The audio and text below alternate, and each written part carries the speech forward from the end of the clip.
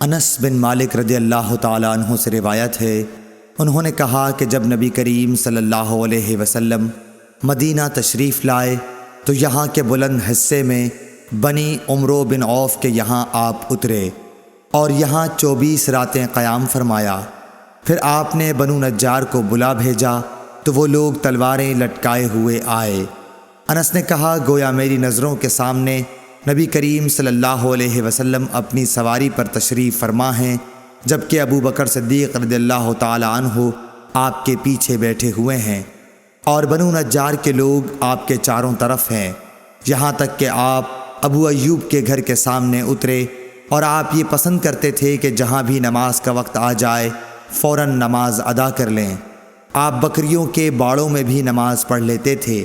پھر آپ نے یہاں مسجد بنانے کے لیے حکم فرمایا، چنانچہ بنو نجار کے لوگوں کو آپ نے بلوا کر فرمایا کہ اے بنو نجار، تم اپنے اس باغ کی قیمت مجھ سے لے لو۔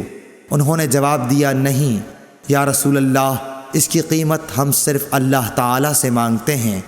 انس رضی اللہ تعالیٰ عنہ نے بیان کیا کہ میں جیسا کہ تمہیں بتا رہا تھا یہاں مشرکین کی قبریں تھیں، اس باغ میں ایک ویران جگہ تھی اور کچھ کھجور کے درخت بھی تھے۔ پس نبی کریم صلی اللہ علیہ وسلم نے مشرکین کی قبروں کو اکھڑوا دیا، ویرانے کو صاف اور برابر کر دیا اور درختوں کو کٹوا کر ان کی لکڑیوں کو مسجد کے قبلے کی جانب بچھا دیا اور پتھروں کے ذریعے انہیں مضبوط بنا دیا۔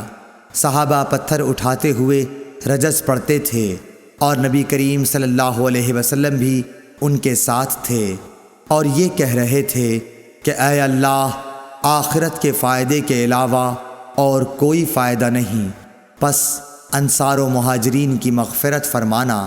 صحیح بخاری حدیث نمبر 428۔